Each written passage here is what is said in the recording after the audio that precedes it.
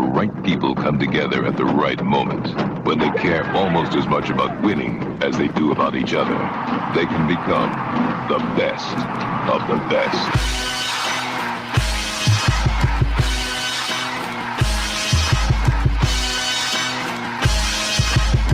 Welcome to the best soccer show, the best soccer show in the whole world. Here we go. It's the best soccer show. Jason Davis, Jared Dubois. You had a little Peter Brady on that. Here we go. Finally hit puberty? Get it out. I should have gotten it out. I should have had another sip of my beer. Oh, Here's that's my something beer. a young pubescent boy doesn't do. Peter Brady was probably getting bombed. How old off were you when you had stage. your first beer? My first actual full beer? Not like your dad gave you a sip. Like you were drinking a beer on your, like you made the choice to drink a beer. Probably 16, 17, I would say, somewhere in that neighborhood. You, sir? I know you were a teetotaling teen. I was probably 21, 22, somewhere in that range. You were a teetotaling teen. Like I was so square. Nowadays, you've got. I think you've got something over there with you too. So, cheers. Oh, yeah, bottoms yeah. up. Happy Thursday. Welcome into the Best Soccer Show. We are here on a Champions League Thursday, which is such a weird thing. They had Champions League games on a Thursday, but that's because there are 36 teams in the league phase in the tournament now, and I guess you got to stretch it out over 3 days when you start your tournament. So, tonight on the Best Soccer Show, going to talk about the Champions League performances for the Americans who are participating. And I remember a couple years ago, Jared, there was there were like 12, 15 guys in the Champions League at one time. Remember Tyler Adams was in the Champions League. Brendan Aronson was in the Champions League. Yep, all those Red Bull teams. The Red Bull teams, both Salzburg and Leipzig were What Champions League teams. If you had to guess, is it 8 guys? Is it 8 guys? I think it's 9. I want to say it's 9 off the top. I mean, if you include injured players. Yeah, example, you've got you've got Tillman, Pepe, and Dest, and Ledesma. And Ledesma. That's 4 all in one at team. PSV, one of which is injured. You've got Gio Reyna, who's injured at Dortmund. You got Weston McKennie, Christian Pulisic. Yes. That's 7. Am I missing someone?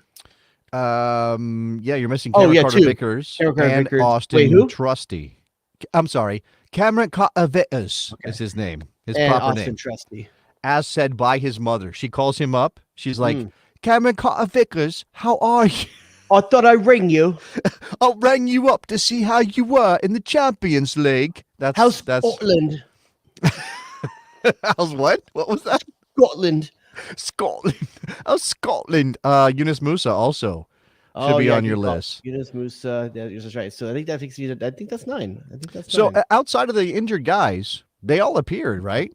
They all appeared this week I didn't in count the Champions League. either. That's 10. He did also appear. So there were 10 players. Okay, 10 players in the Champions League. It's such a nice round number. 36 teams. Is 10 players enough in 36 teams? What do you mean enough? What's the bar here? What do we? I don't know. Does it make you feel good? Is 10 a good number? Does it make you feel good to know there's 10 players playing in the Champions League with 36 teams? Well, I think we got a little spoiled.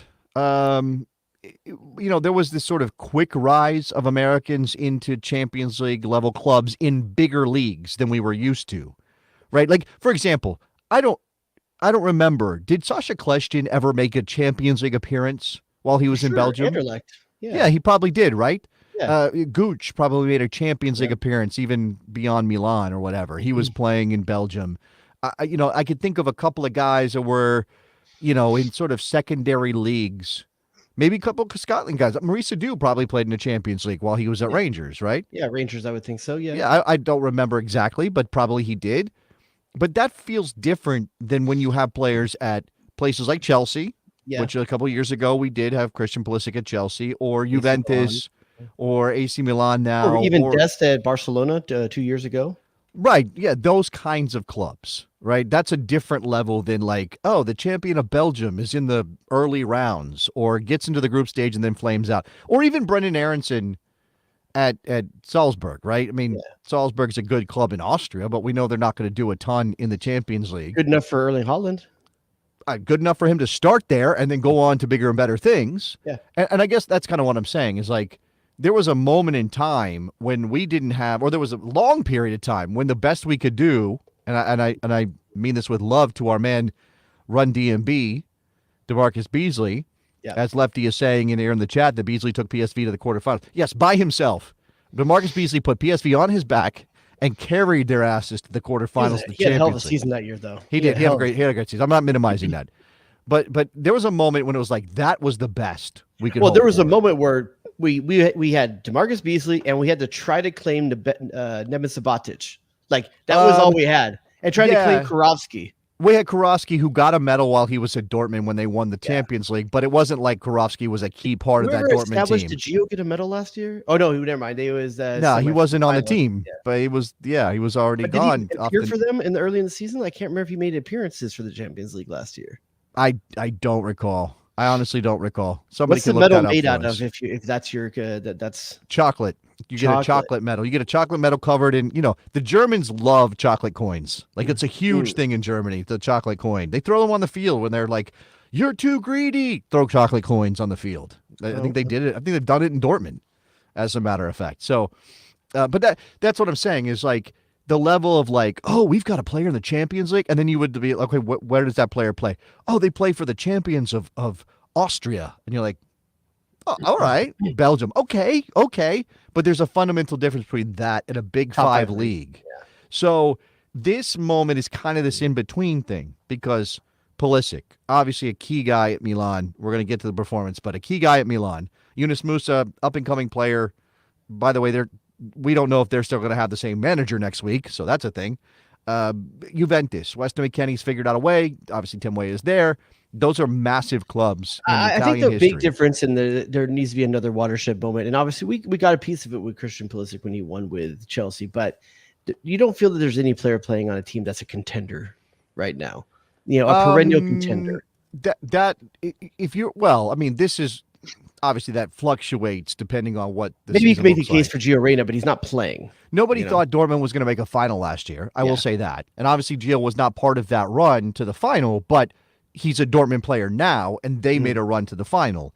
Now, look, the team that has fired out of the gates the best, because they dropped 9 against a patsy, let's be fair, Dinamo Zagreb's not exactly a heavy hitter. Jack Ruby? Is Bayern Munich. And Bayern Munich, there's no Americans at Bayern Munich. There is a Canadian, but there are no Americans at Bayern Munich. Manchester City, no Americans. Real Madrid, no Americans. Barcelona lost today. Technically, with Barcelona, there is one.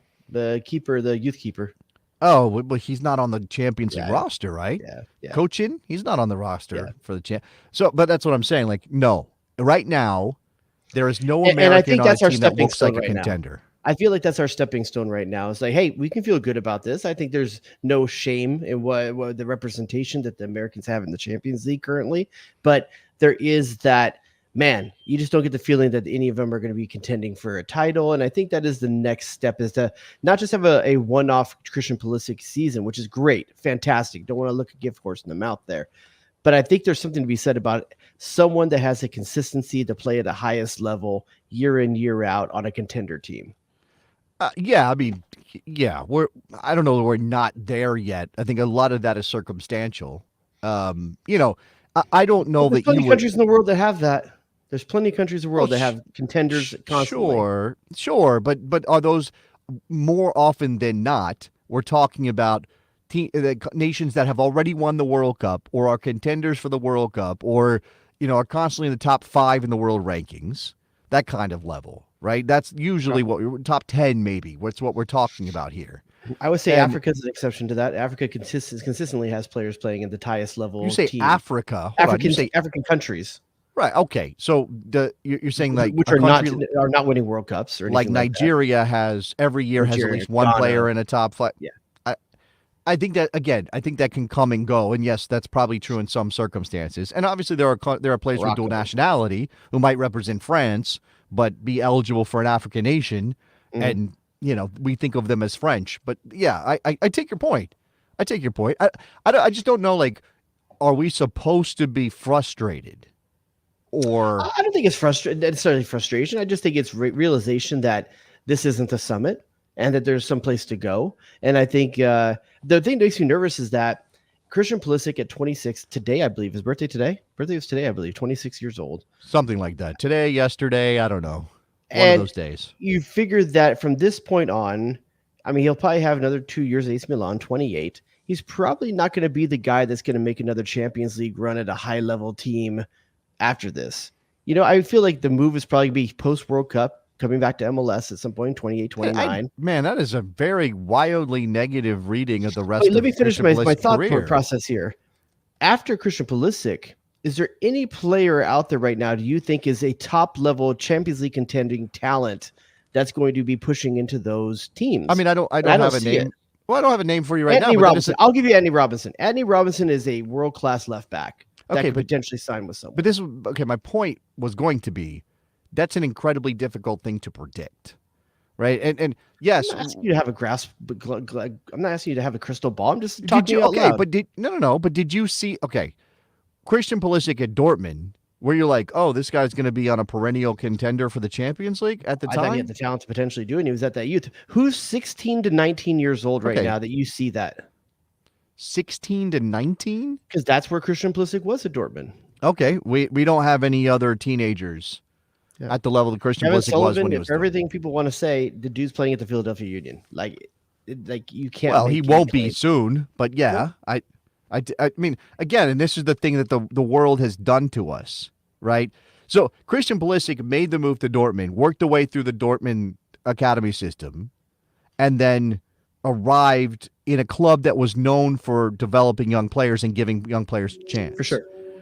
We now live in a world where Manchester City, Chelsea, a handful of other clubs are buying up as much of the talent that they can, the best young talent that they can, and then we don't know what their trajectory is going to be. Like Kevin Sullivan is a perfect example, right? Is Kevin Sullivan going to star at Manchester City in 4 years? Unlikely. Unlikely. I mean, why do you say? But you don't know. You don't. What I'm saying is you don't know because the odds are against any player working out at that level. Okay, but that's what I'm saying about Christian Pulisic. Christian Pulisic at 17, it was really tough to know what his career trajectory was going to be. Yes, we thought he had talent and we had high hopes, but at no point were you like, oh, he's guaranteed to be a starter in this team or that team or the. What I'm saying is like we may have dreamt it, but I don't know that it looked likely. And so, and I don't know. I guess I'm trying to hold on to hope on some level, but again, here's another thing for me as a fan, Jared, is I'm not sure I care. Now, I think it depends on how you feel about American soccer and sort of where your priorities are. If you need to be validated as an American soccer fan, as a fan of the U.S. men's national team, by our players being in some of the biggest clubs in the world and challenging for Champions League titles, then you want somebody to do this, and it bothers you if there's nobody currently in the pipeline that looks like they're going to be able to reach that level. Validation's a strong word. I just think it'd be cool. It'd be cool, man. No, but that's what I'm saying. Like, that's the thing. You feel like, oh, it would be cool because you need, as an American soccer fan, it's something we haven't had before, so it's this thing we're chasing. I think it just represents progress as well. Don't you think it represents progress? That's exactly what I mean. You're saying progress. Do you know why you care about progress? Because you're still not in a place as an American soccer fan where you feel like, you know, Brazilians don't think like this, right? Because they don't need to. Because it's just going to happen. Brazilians want their team players playing at the highest level in Europe? For sure they do, but they're not coveting the next one to do it. They're not thinking about it. They're not looking it down. They're not, you know, a player like, who's the kid at Real Madrid who just scored in the stupidest goal? Emmerich. Okay. Endrick scores that goal, Champions League. He's 18 years old. That just happens for Brazil, right? Like that just happens because it's Brazil and they just pump out talent and they don't have to think about, well, you know, I'm going to feel better about my nation if we have a Champions League caliber player. They may root for the Brazilians who are overseas on some level, but it's really not. It's not the same kind of like. It's not the same sort of representation feeling. Whereas we are constantly looking for the player to fly the American flag, right? And every American gets labeled Captain America because of that fact, right? Every good American, every top level American. And it's this thing that we need that player to prove that we've made that progress, right? You're trying to be cool about it, and I can appreciate I that. think this is a very simplistic yet accurate way to look at it from Antonio in the chat. It's simple. The more Champions League players you have, the better our team will be. But I think that's extremely reductive and not necessarily. I think like it's better said. the team could be. Just because someone's playing at a high level doesn't mean there's going to be chemistry with the team, that the coach is going to execute properly. I mean, look at Belgium. There's a time where there's maybe no better 11 players of talent in the world, Right. And they couldn't succeed at the national team level. Yeah, that's I think, and again, like, because we've never achieved anything significant on the international stage, that's why we feel this need. I want my national team, like I want the U.S. men's national team to succeed. I want it to win games, and I want to reach the mountaintop. If having Champions League players can be directly correlated to that success, then yes, let's get some Champions League players. Let's have top 5 leagues full with Americans challenging for titles. But I don't think it's a 1-for-1.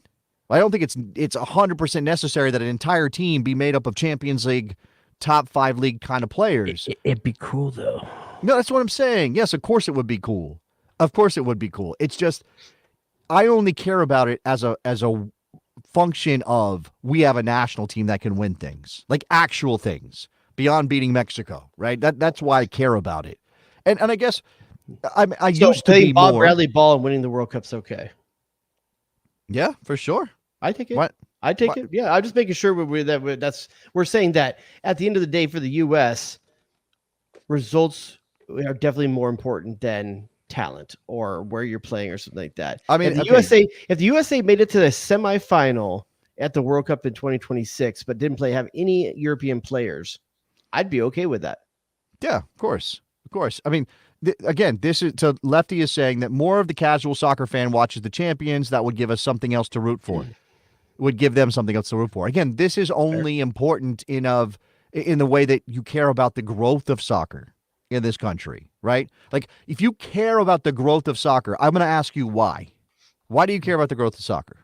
Because like, what is it? I want it to continue to evolve, to get results and be taken seriously on the world stage.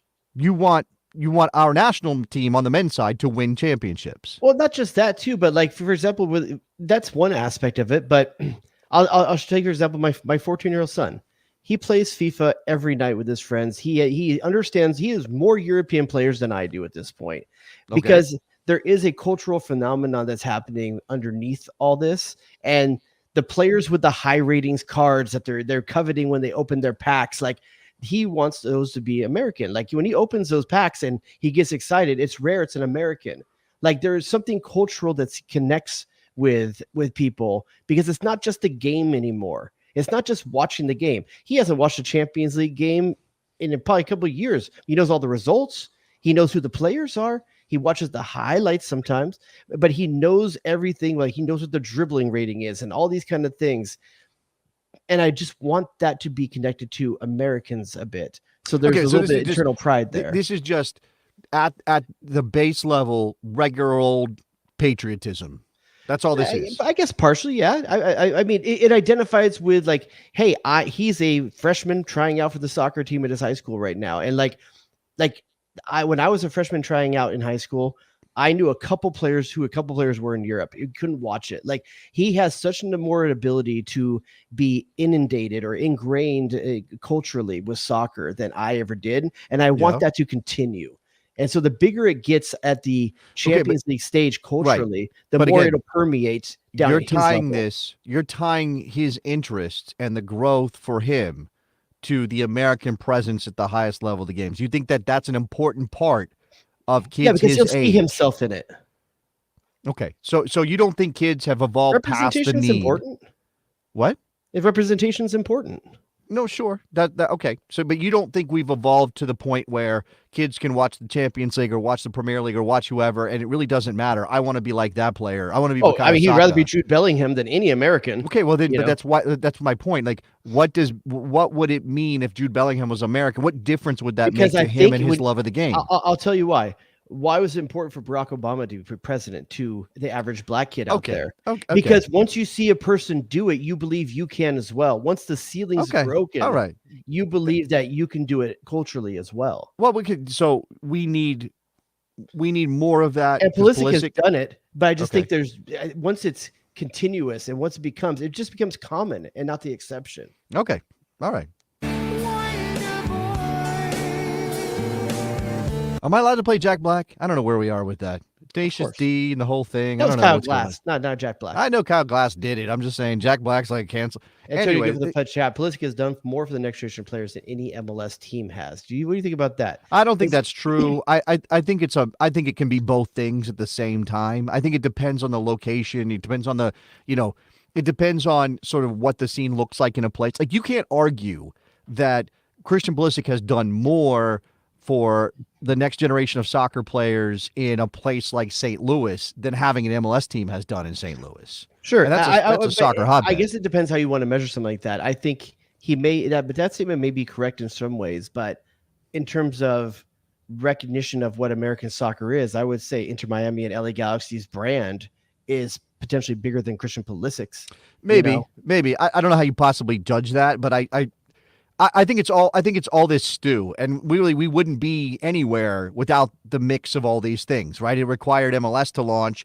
It required a 2002 World Cup run. It required Landon Donovan. It required Clint Dempsey. It required DeMarcus Beasley. It required all these things. Obviously, Christian Pulisic He's standing on the shoulders of them. Yeah, Christian Pulisic having the golden ticket to go to Europe before he was 18 to get into the Dortmund team. Grandpa.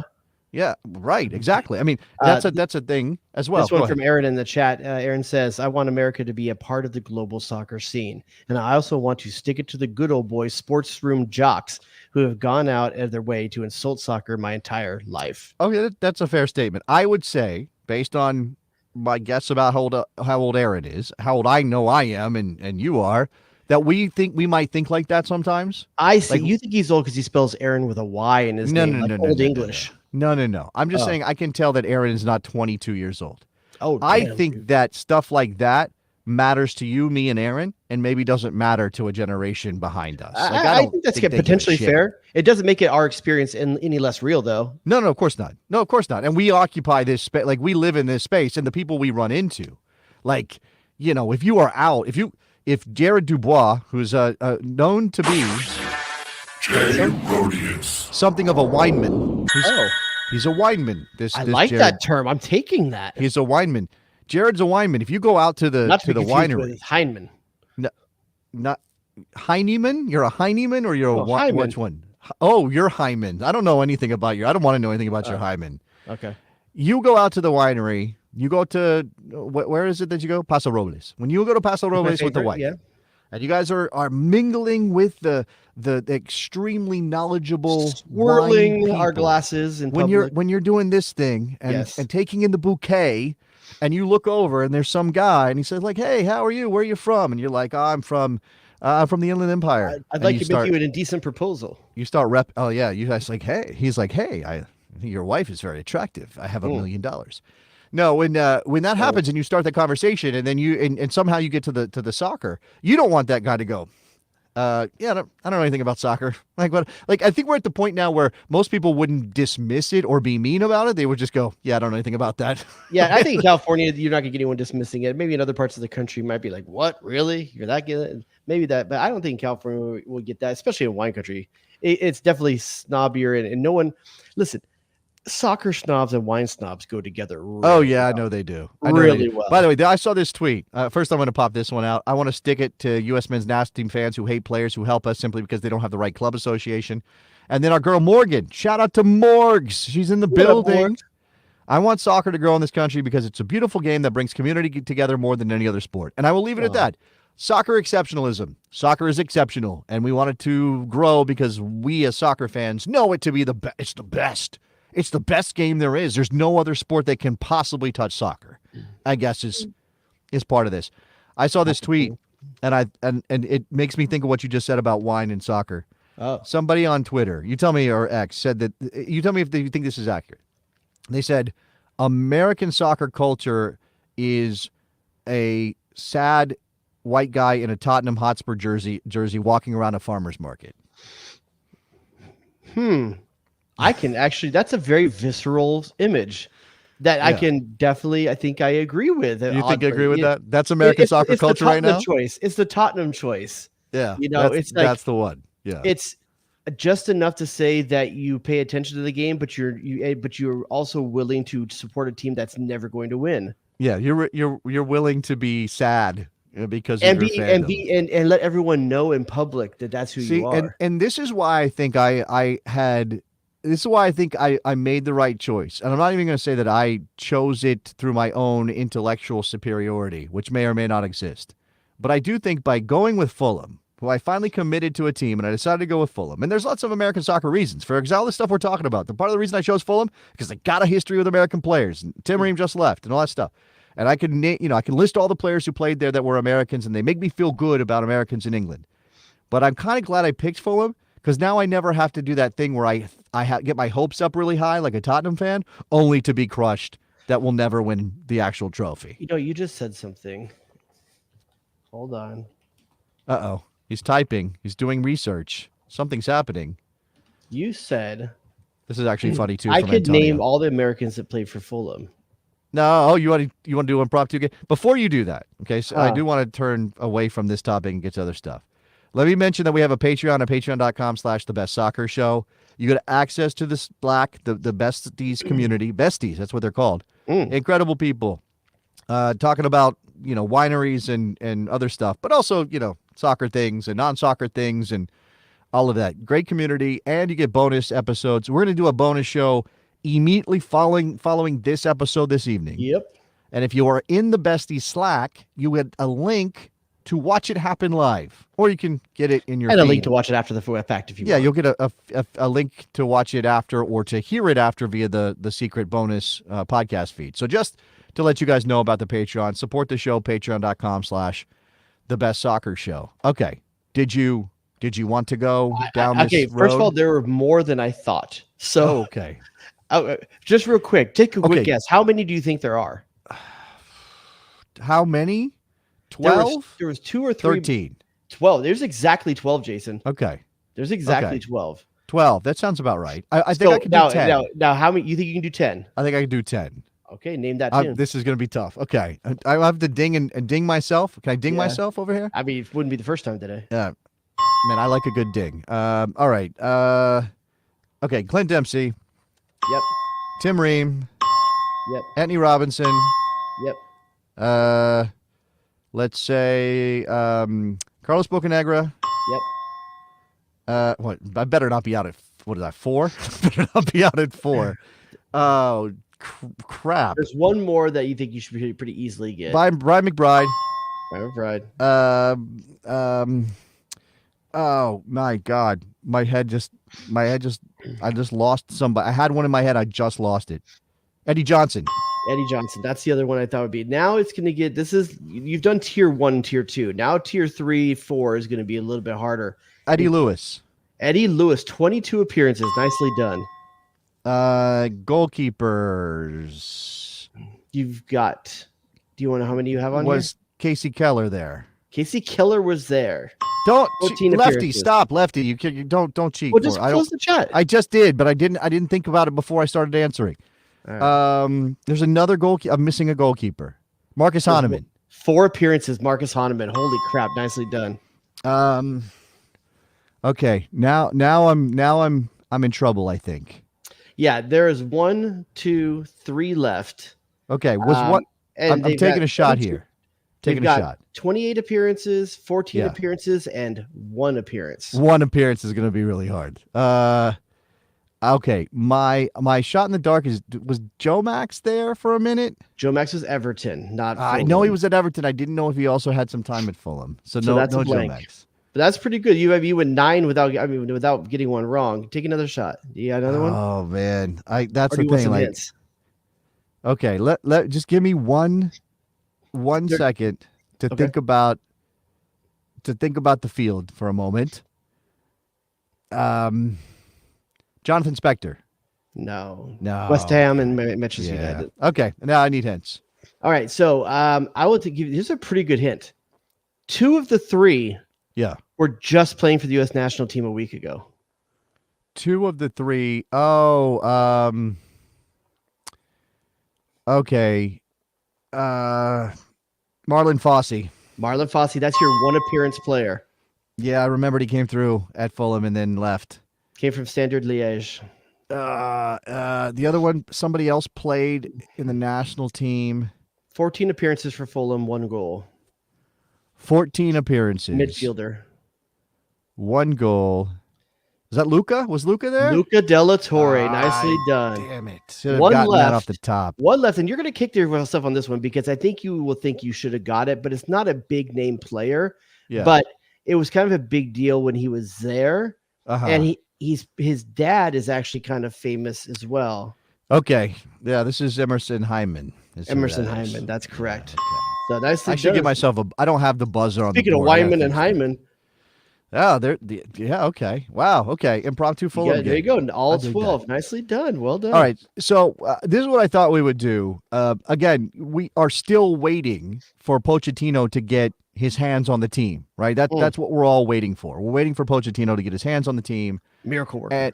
And hopefully he's going to get a team ready to play for him when we go up against Panama and Mexico. I don't know, right? Like I don't know what we expect out of that window. I don't know what our bar for it. No, I want wins, but I'm saying I don't know in terms of how they play, what they look like, any of that stuff. Style play doesn't worry me too much. I do think there needs to be some results here because if only because not that it's important or they matter or anything like that, but the U.S. has been winning less. And I think the fan base kind of needs a win at least one, if not both of these 2 games. Okay. Yeah, no, I think that's true. I guess I just don't know with his first camp and his first opportunity and all that stuff, how we're supposed to feel. But we've got the 10 guys in the Champions League. 2 of them completely one of them definitely unavailable for a while. The other one's still working through an injury. That's Gio and Serginho Dest, right? Yep. Both those guys. So we had 8 players. Am I right about this? We had 8 players in the Champions League on match day 1 across this week. Is that the right number? It might be. It might be one more than that, but yeah. So let me go back to the games that happened on Tuesday. Obviously, we started out with Weston McKennie, Juventus, PSV Eindhoven. This was 4 Americans involved in the proceedings in this game, and it could have been 5. Actually, is 1, 2, yeah, but yeah, 5. No, I'm sorry, it was 5, and it could have been 6 if Dest was healthy, which he was not. All right, so looking at the lineup here, obviously, first of all, let's just say I was shocked. I was surprised that Weston McKennie was in the starting lineup. It makes you wonder too. Like, okay, first of all, like everyone says it already. This dude starts every season unappreciated, not part of the plans, earns his way in, battles in. Dude's a warrior for that. But how much do you think familiarity with the players that were going to be on the PSV side maybe played a role in his choice this week? No, I don't think that's it. I don't think Thiago Motta is the kind of manager that goes, you know what? Some Americans are on the other side. You should play today, Weston. I think that Thiago Motta is a smart enough manager to know that he has an adequate, passable, pretty good player in Weston McKennie. He may not think Weston McKennie is the guy that's going to help him win a Scudetto or win a Champions League title, but he recognizes he's got a pretty decent player. And while PSV Eindhoven was excellent last year in the Eredivisie and actually had a very good Champions League run as well, they're not the best team that Juve is going to face in this competition, right? By a big margin. For sure. So I think the idea is we've got the Milan derby coming up on the weekend. And whatever you want to say about AC Milan right now, and we'll get to them, you want to win that game. Sorry, that's not Juventus. I messed that whole thing up. Inter and AC Milan. I don't know where my brain was. Juve's obviously trying to win a Scudetto and beat out Inter. So that's the challenge for Thiago Motta as I mix up my Italian. And what's interesting too, and we're looking at the graphic for those of you guys on the podcast, we're looking at the graphic right now, the 2 lineups. Weston McKennie's position on this. Weston McKennie's defensive midfield position on this lineup is not even near where he actually played in this game. That's the dude was thing, like right? a second striker most of the game. He was playing extremely high. Which is very similar to how he played for Pirlo, for Scolari. Yeah. Like it just seems to be this floater position. It's almost like Weston McKennie's personality of just off the wall, zany, crazy. Is almost like the way they make a position for him on the field. He doesn't have a actual role or like an actual position. It's weird. It's almost like they give him a lot of freedom within reason. and he really Well, takes look- it. He gets involved in a lot of the areas of the field. Right. Look where he was when he scored the goal. And by the way, I'm sorry. I'm still not over the fact that I got my wires all crossed on Italian teams and really screwed that up. So You should give yourself permission to be sorry. okay with it. I talk about soccer a lot, so I don't know how that happened. Humble brag. Where he, yeah, no. I mean, I get to WNBC. WNBC. I get to talk about soccer with Eric Winalda every day, and it's Weston McKennie showing up where he did to score the goal was exactly what you're talking about, right? Like, who expects what is defensive midfielder to be nominally on the a 12. holding midfielder to be there? I mean, he was never a holding midfielder in this setup, but that's another thing, right? I think that Motta knew that Juve was going to mostly dictate what happened in terms of the pace of the game, who had the ball, things like that, right? Mm-hmm. So why wouldn't you throw on a guy who can pop up in those situations? I mean, PSV ends up with more of the ball, but it's about what they do with it. 3-0 for a lot of the game, Right, exactly that too, right? It was already 3-0 by the 52nd minute when Gonzalez scored. So, Weston McKennie is a decent soccer player. Like, I don't know that he's ever going to be on anybody's best 11 for anything but maybe an individual week, but he's a very good soccer player. And I don't have any By the way, issues. shout out to the Yildiz goal. Holy crap, was that a banger. That kid can play. Part of me is like, man, how do you let Chiesa go? Especially when you see Chiesa actually featuring pretty well with Arsenal as well, like in a substitute role. Liverpool, excuse me, with a substitute role. But man, that talk about trusting the youth. That kid's ready to play, and Weston McKennie ends up being the game-winning goal in this. Right. So, good day for Weston was pretty good across the board, not just in terms of the goal. On the other side, right? And I guess we should mention that Tim Weah did get off the bench, played 20 minutes or so. Yeah. 15 touches, reasonable number in that amount of time. He didn't have to make a mark on the game because the game was already decided. Like, Juve was already going to win this match. But I'm glad that he was healthy and he got a chance to play. Right? Yeah, so, it's a stepping stone to him getting back, featuring in the lineup, coming back from injury. Yeah. On the other side, obviously the reason we're focused on this game is because so many Americans played. The majority, I guess, of the 10 were in this one match. This is one people are talking about Richie Ledesma. Okay. Richie Ledesma's career path has been this roller coaster, right? Yeah. This wild all over the map thing. He's still only 24.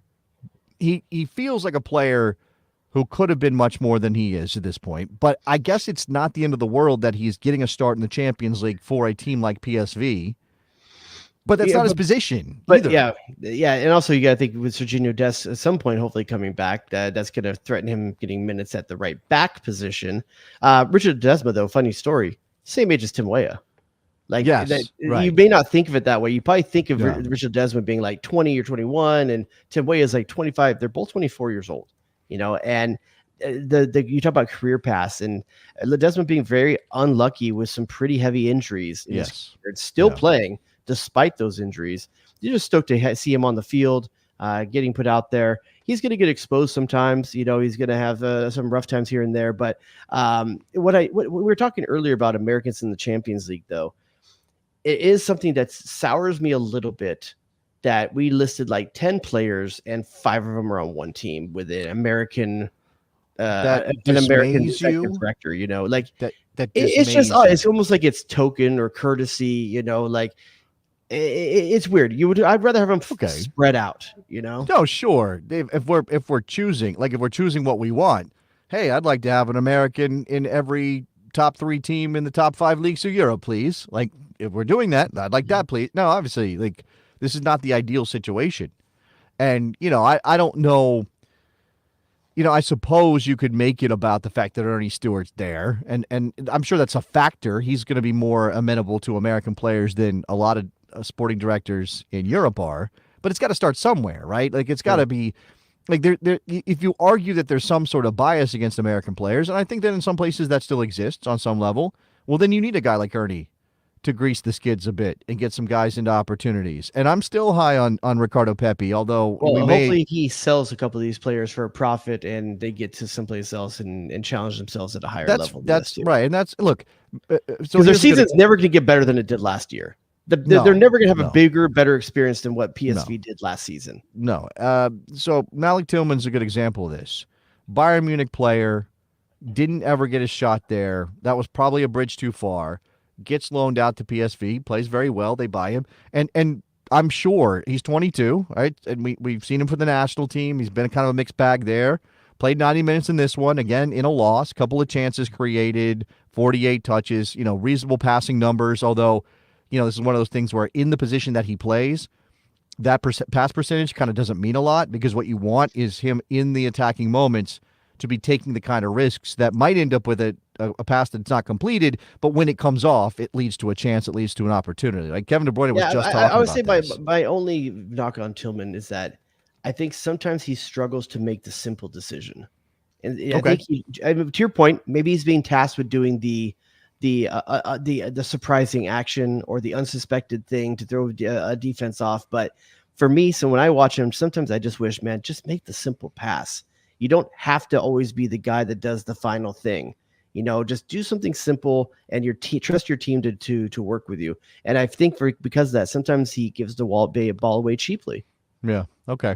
So Malik Tillman, reasonable showing in a loss. Ricardo Pepi off the bench for a quarter of an hour or whatever that is. 13 minutes played, just a couple of touches.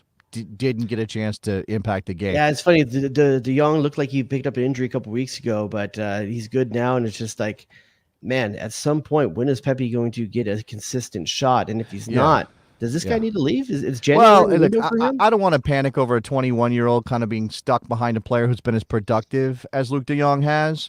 But he's, I do see this as getting to the point where Pepe is wasting a little bit of his opportunity to grow if he's not playing more consistent starting minutes aren't enough. I wouldn't expect him to start in a Champions League match away at Juventus. Like, I just wouldn't expect that. But in the league, if he's not getting more starts, then there is a question here. But you could also say that beggars can't really be choosers on Ricardo Pepi, and we should be a little patient, because the whole thing of being sold from Dallas to Augsburg was a disaster. Like, it was a friggin' mess. So to have him anywhere where they value him a little bit, and to have him in a team as good as PSV is, as opposed to Augsburg, where they were fighting for every point to stay in the Bundesliga, and they were never going to give him a chance, it's kind of okay. By the way, we wouldn't be in this position to feel this way if we had a clear number one option at striker. Like, if it was absolutely clear who our number one striker was. I feels like, I guess with Pochettino come in, we're not sure of anything, but Florian Balogun just never stops getting the starts.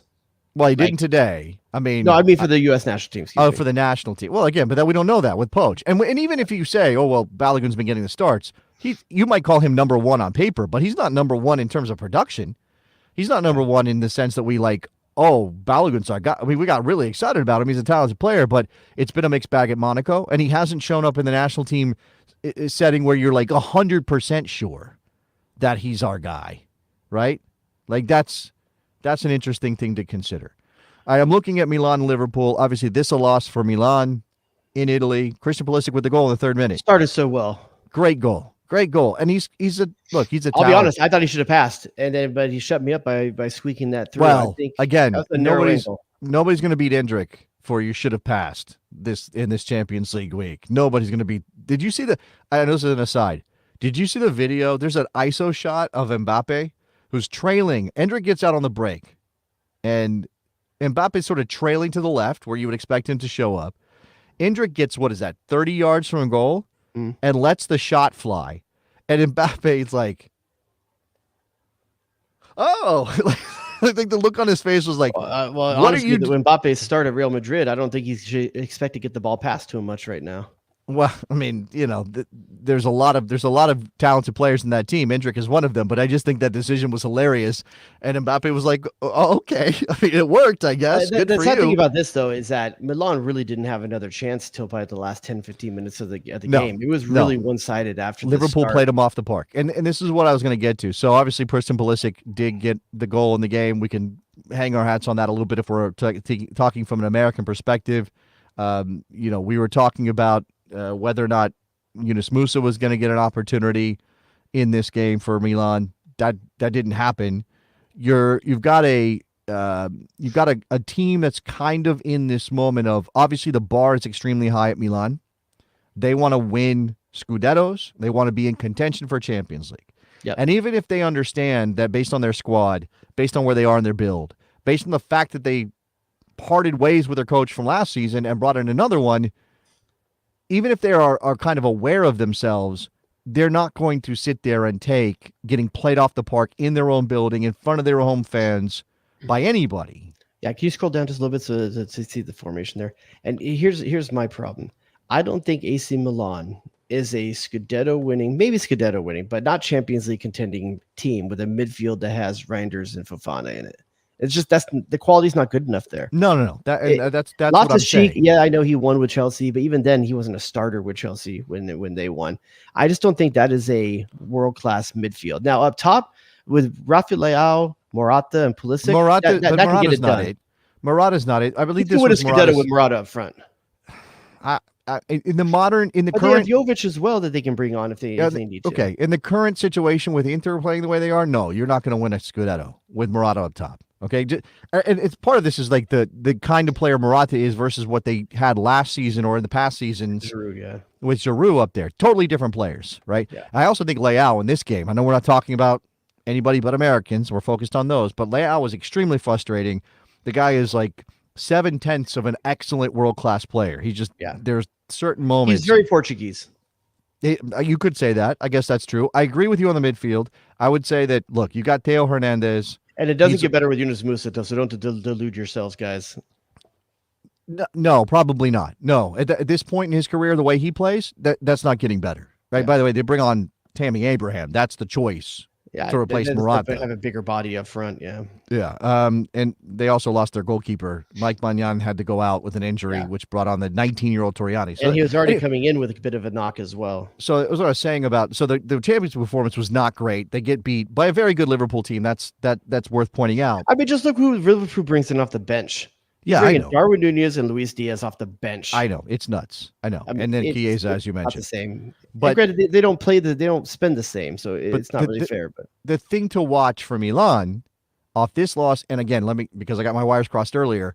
This is the team that obviously is worrying alongside Inter about the Milan derby coming up this weekend. If they get played off the puck by Inter, what was Inter's result? What was Inter's result this week? In the Champions League. They drew with City in Manchester. Okay. They played very well and drew with a favorite. Like Inter's at that level. Inter's the best team in Italy by a significant margin, and there's really no doubt about that. So again, Milan's not necessarily thinking we're going to be better than Inter over the course of the season, but they do want to play well. They do not want to get embarrassed by their city rival. So the question is, does Fonseca keep his job, and is Christian Pulisic auditioning, whatever, something like that, for a new manager, just like everybody else? Well, here's the thing, and to the point of this account here in the chat, it says Christian Pulisic has 30 goal contributions since joining AC Milan with 18 goals, 12 assists. No player in the last 2 seasons has more in Serie A. I don't think he has to audition. I think his resume speaks for itself. No, that's fair. But if you want, and I'm not trying to be negative, especially when the next step is Chukwueze. Yeah, who has not been consistent. But I'm not trying to be negative, but some of the names being linked to Milan, should Fonseca get the sack, include Thomas Tuchel, which just seems cruel if that's what happens for Christian Pulisic at Milan. Thomas Tuchel comes in. The guy seems to be a specter around him. He was rumored for U.S. national team position. Like that name seems to follow Christian Pulisic everywhere right now. Yeah. Okay, well, let's get through the rest of these performances just so we can touch on all the Americans. Celtic 5-1 winners over Slovan Bratislava. Obviously, Slovan Bratislava. Bratislava is a badass name. It's a great name, but they're not a good team. And Celtic took care of them credit easily. to Celtic for putting up the numbers on the team that you should put up numbers against, because every other team in the league is going to do this.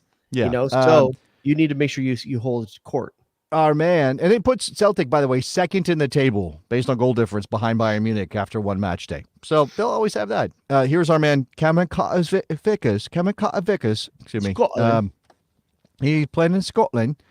95% passing from the back, did his A job lot in of a that is 10 game feet away, but yeah. where Celtic was not really threatened, right? Solid Austin Trusty performance. gets, sub minutes down below. How many minutes did Austin Trusty get down Austin below? Trusty there? came on for Cameron Vickers and 6 got minutes. 6 minutes, a little bit more with added time.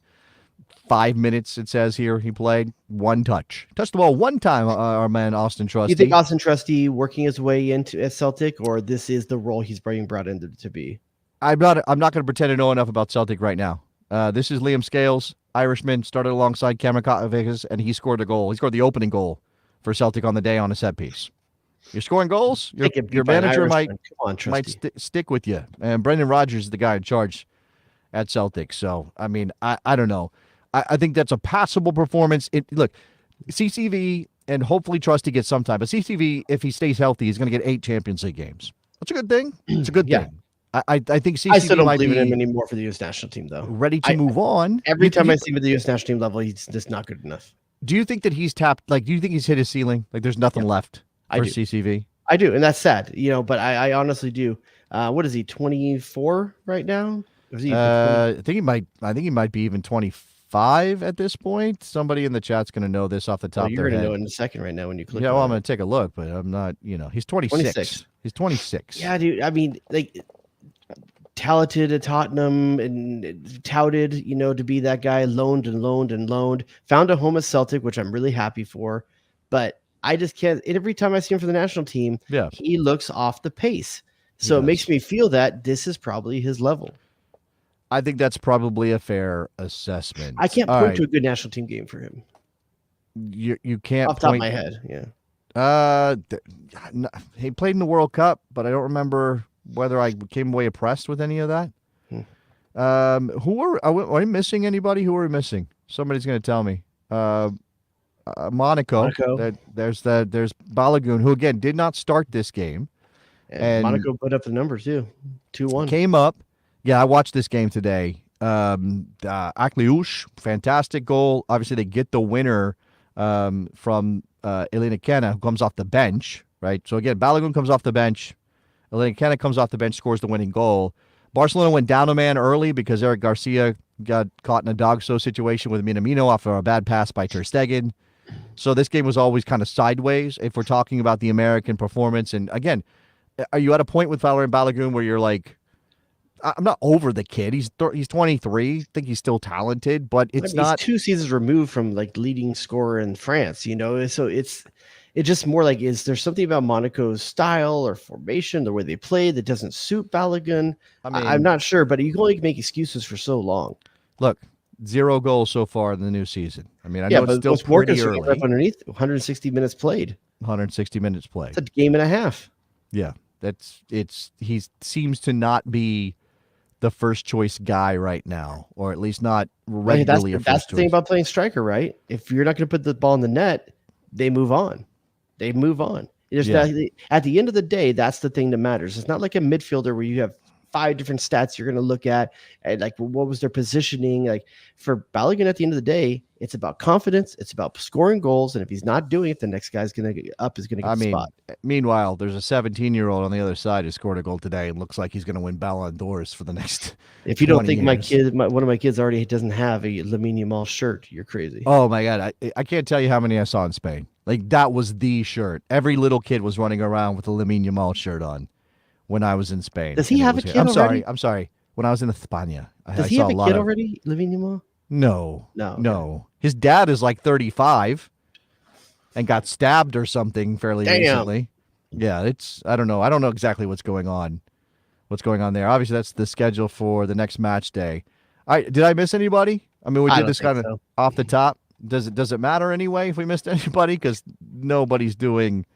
You want to finish out with a game?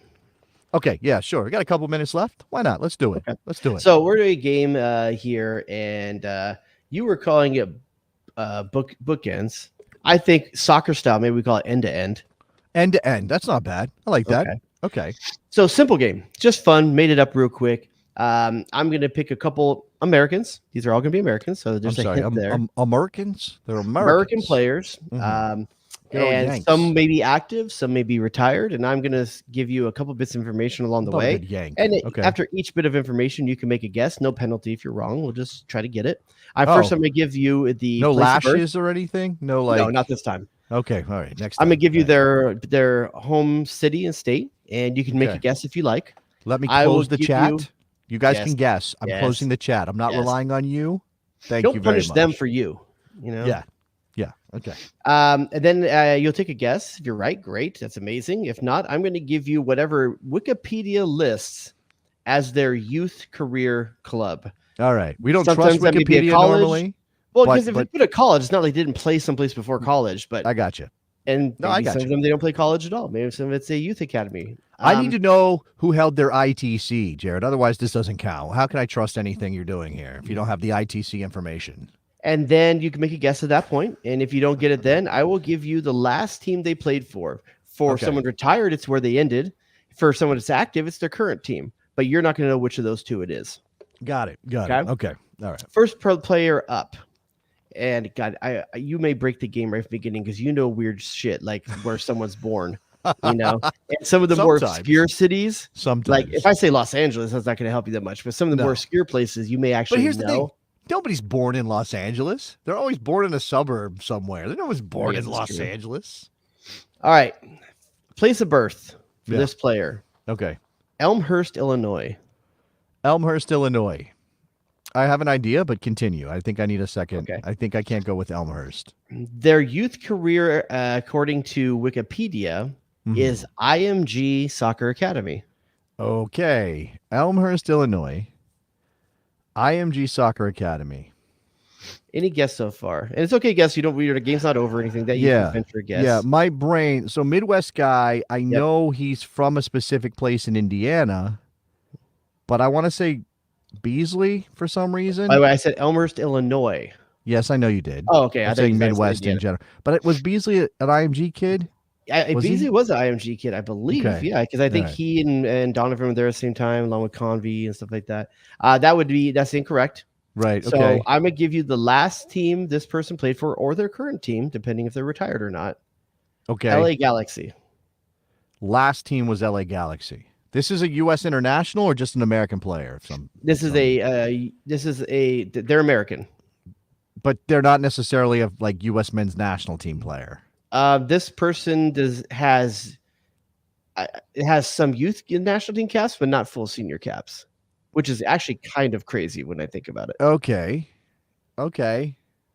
Then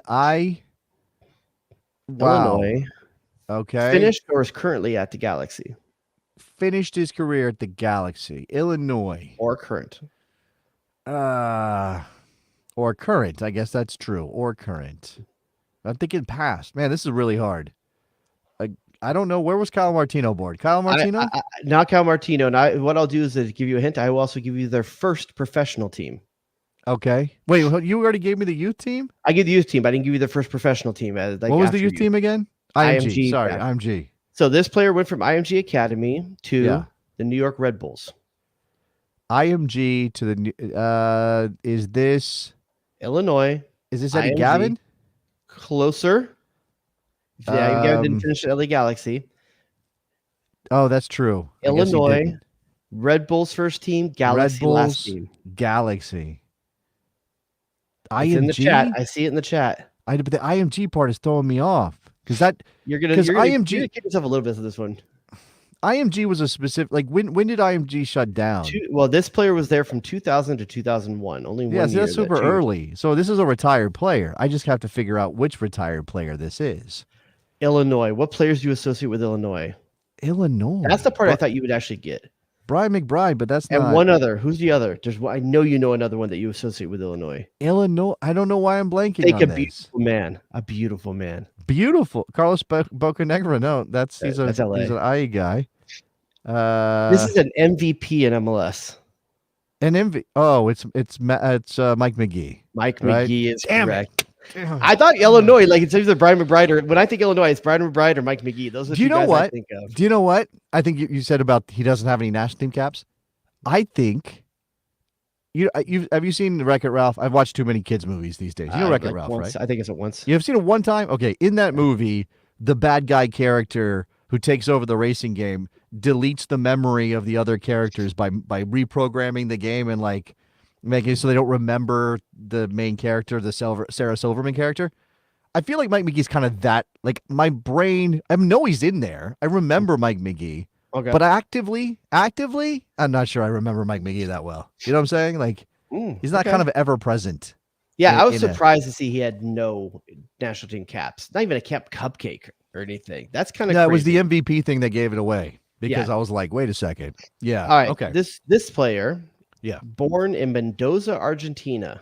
Mendoza, Argentina. Okay. He's American player, born in Mendoza, Argentina. Okay. Want to take a guess? Mendoza, Argentina. Who do I know that it's Argentinian?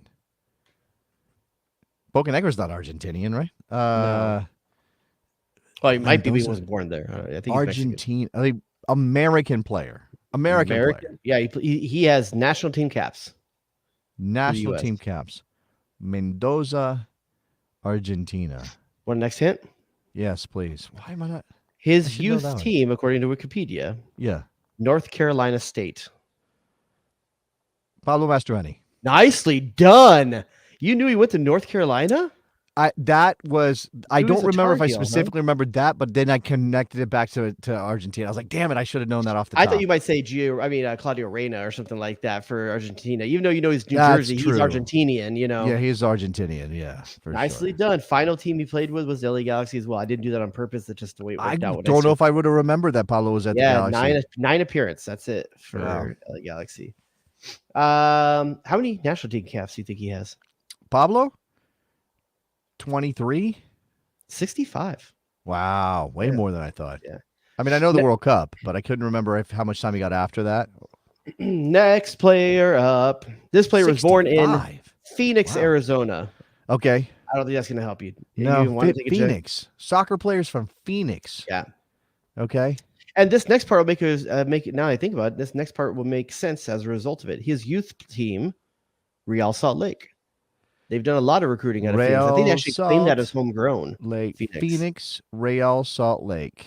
Born in, I know. Yeah, they had their academy territory was in Arizona. They had a residency academy. Take a wild guess, or just the next one? American player. Mm-hmm. Phoenix, Arizona. I don't know. Okay, next one is the current and or former team. Did you just give it away? No, the reason I did is because there's something weird right here where I think Wikipedia is actually wrong. Okay, all right. I'm going to give you what I believe is correct. Okay. In that his last and or current team is PSV. PSV. Eindhoven. Is there another one? No, not PSG. There is not. Richie Ledesma. Nicely done. Okay. So here's the problem. It actually lists New York City FC, the loan, as its most recent, but he played on the weekend. Well, that's because of the way that loans get like worked in there. But there's no 2024 yet. It's all 2023 is the last thing listed. Okay. So I think it just hasn't been updated yet. So that's why I chose to do it. I should have known, Richie, before you got to PSV. You would have known on Phoenix and Real Salt Lake on him. Maybe not. No, I was thinking like RSL Academy players. Like I couldn't really come up for some reason. I think Michael Diego Luna or something like that. But Diego Luna was not. He was not an RSL player first. He was at El Paso and all that stuff. I didn't know he was from El Paso. Okay. All right, last one. This player was born in Denville, New Jersey. Denville. Okay. That's one of the cities we did not look up on the bonus show the other night when we were doing New Jersey cities and what's proximities. You know one from Denville, New Jersey, you know off the top of your head? I don't know where the hell Denville, New Jersey is. I have no idea. Their youth career, and there's 3 here. I'm going to give you one that's probably that seems like the biggest one. Internacional. Now, I'm not going to tell you if that's Italian. I'm not going to tell you if that's Brazilian. I'm not going to tell you if whatever that is. Internacional is what is Denville, New Jersey. Internacional. Okay.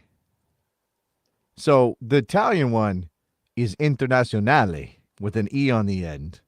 Okay. And the Brazilian one is Internacional or however the Portuguese say it, which is probably like I don't know. Okay. Man, first team was this? The first team? Oh, That's this our is youth Johnny career. Cardoso. It's Johnny Cardoso. Yeah, if it got to the next one, it's gonna be too easy because I was just being safe. Oh, damn it! I should have had. I remembered he was born in Jersey. That's why he can play for the U.S. And then Inter. I should have gotten it right away with the Inter thing. That's Johnny Cardoso. His other two youth careers said, Criciúma and Avaí. I didn't know what those were, Brazilian clubs that we don't know as well. Was the real one, and that's what he ended up starting his career with for 117 appearances as well. Right. So, there's the Johnny game. Soccer. That's the game. No more. You're done. You cashed. All right. I can do more on the bonus for you if you like. Yes. Or you can give me some on the bonus, maybe. Oh, that would be fun. Okay. Again, reminder: we got the bonus show. In order to get the bonus show, you got to be a patron. So make sure you go to patreon.com/thebestsoccer show and sign up. A couple bucks a month gets you access to the Bestie Slack, gets you access to the bonus show. There's some other perks in there as well. Lots of things happening. I think I've even we've even got I've turned on super users on the YouTube. Those are other ways to get access to all that same stuff through that. I guess if you want to do it, sure, try it out. Let us know how you feel about it. What else? What else, Jared Dubois? I think you have a new venture maybe you'd like to plug. Yes. Okay, fine. That's actually good. And this it may actually end up getting cross-posted on the Best Soccer Show channel for a little while I kind of work up the listenership, the viewership. I look forward to my cut of the money. Yeah, I'll be sending you a check. Look for a 0 followed by a decimal. Nice. And then that's how I know it's mine. That's if I hadn't changed my address 12 times since we were on Matador, I imagine I would get. I still think that my highest check I ever cashed for anything soccer related was a Matador check. Oh yeah, yeah. I think so. We did get a good chunk in the beginning. I don't think it's running anywhere. No, no. That first chunk was nice though. It was on streaming for 10 minutes of work. Yeah, I mean, yeah, it was wild. There are probably people who don't know about. That's how I got my SAG card. I have the link right here in my bookmarks. Is there any chance anybody wants to see it right now? No? Patreon, baby. Okay. Patreon.com/thebestsoccershow. You want to hear us on the television show Matador. I know you don't do radio, but that's called a tease in my business. Oh, it's a good idea. I should learn about that. What's the guy's name? Ronaldo? The actor who was in the show. Oh, Diego Luna. No, wait, not Diego Luna. Not Diego Luna. It's something Luna, though. Is it Luna? Yeah, it's something Luna. It might Gabriel Luna. Gabriel Luna was in this show where he played a guy who went undercover in a soccer team, a fake soccer team in Los Angeles, called the LA Riot. I got to go back and find that's that a classic drop we need to still have on the show. Yeah. Especially with my LA Galaxy starting to play better.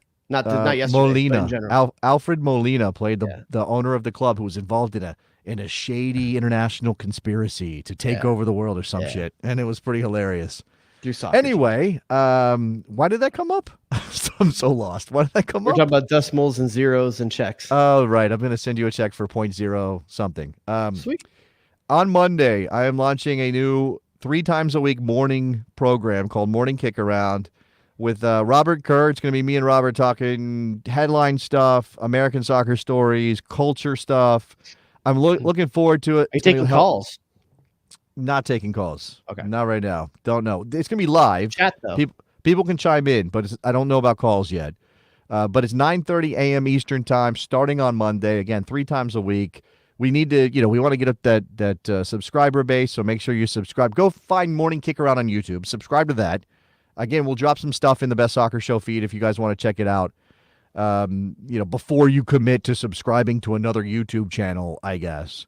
But yeah, that's a new thing I'm doing. I'm very excited about that.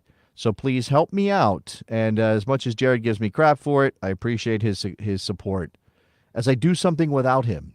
Another name I could possibly accidentally call you. Oh, nice. Looking forward to it. That'd be great. That'd be fantastic. All right, I think we're done. I think we've covered everything, right? Except for the bonus. Come join us on the bonus. Join us on the bonus. I'll put this the link in the Bestie Slack. So if you are a Patreon member and a Bestie Slack member, you can get it there. We will talk to you guys. Next week? No, not next week. Yeah, I'll be working up some content next week, and we'll definitely be talking to you soon. Bye.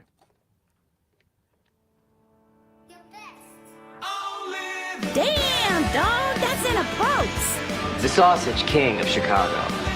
We are at DEFCON 1. DEFCON 1? What are we doing? Oh, baby! Get to the chopper! Who asked those questions? Oh, it's incredible! Oh, it's incredible! Is that JTT? OMFBG13, it's JTT! Who? It was that. Oh, here we go, saucing them up. Hit him, wet. The horror show. Can I get a manager? Can I please get a manager? Michael freaking Arasco Fiscal. Jay Rodius.